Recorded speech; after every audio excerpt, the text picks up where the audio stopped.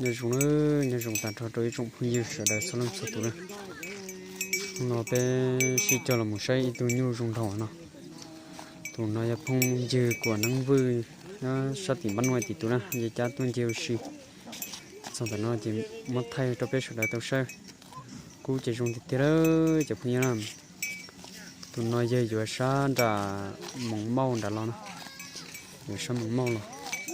cú giờ tụi nhiêu dùng đầu kia đi ta chỉ mà nhiều chuyện cục bộ chỉ tao giàu thế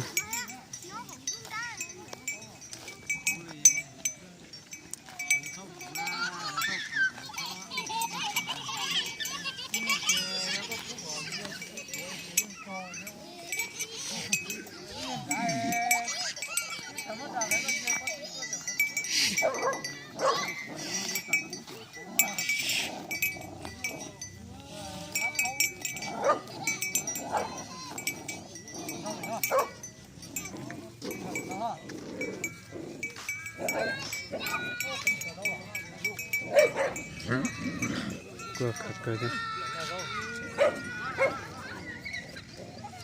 dùng đồ tớ chả phải đâu nhưng chỉ dùng đồ một lọ xíu đâu cú chỉ tua tao hậu thế cho xịt tiền à nén lắm là chỉ cho tụi mình nói thôi hả? Là chỉ cho tụi mình nói thôi hả?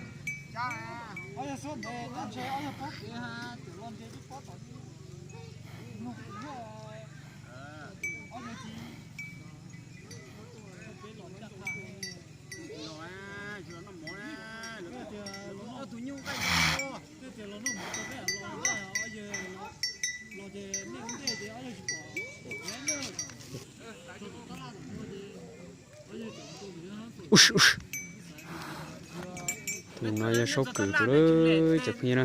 một thời gian nhiều rồi lọt chia thế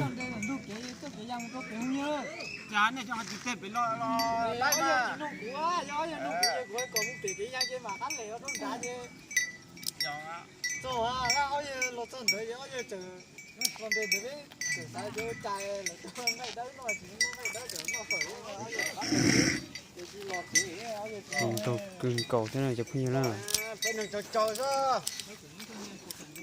Giờ giờ nó cũng mà cũng kia bé lo lắm, ra giờ từ lòng kia tối này biết phải chưa? Còn nó tên là đã ta lan à, còn bên này.